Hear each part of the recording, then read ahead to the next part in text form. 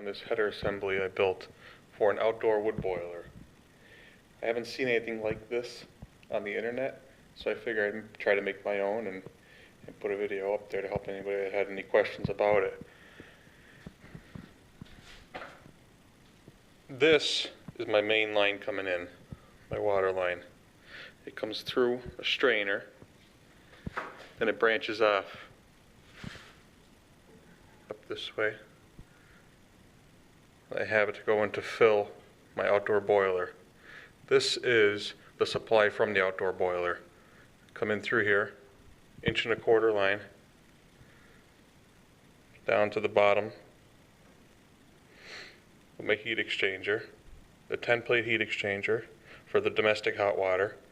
It'll come out, go into my 50-plate heat exchanger, come out, and then go back to the boiler to get reheated.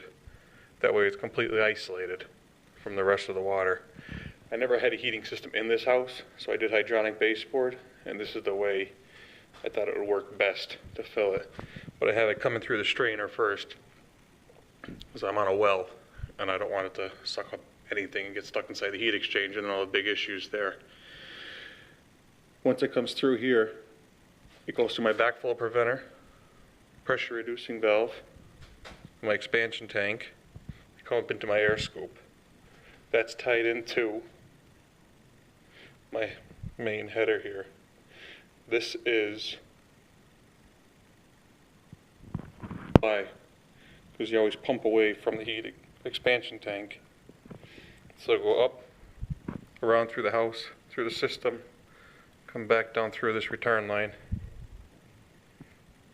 jump into the header, come up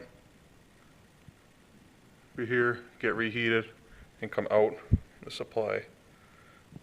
Go through the air scoop, get the air out, go back up, pump, whichever pump is calling for it. I also added in this mixing valve, so it'll take my hot water that gets sent into the water heater at 186 degrees as the holding tank that water heater be used as. It'll come out of there, come in through this mixing valve, it'll add cold water to it. I could adjust it for the temperature I want via the gauge. And I pipe this right back into the water system for the house. So that way I could utilize the outdoor boiler to heat my water for my domestic. The water gets heated through this heat exchanger here. It'll come from this line, the cold. It'll come through here, go through the heat exchanger, come out the heat exchanger, go around, up into my valve, assembly, and it'll go over to the water heater.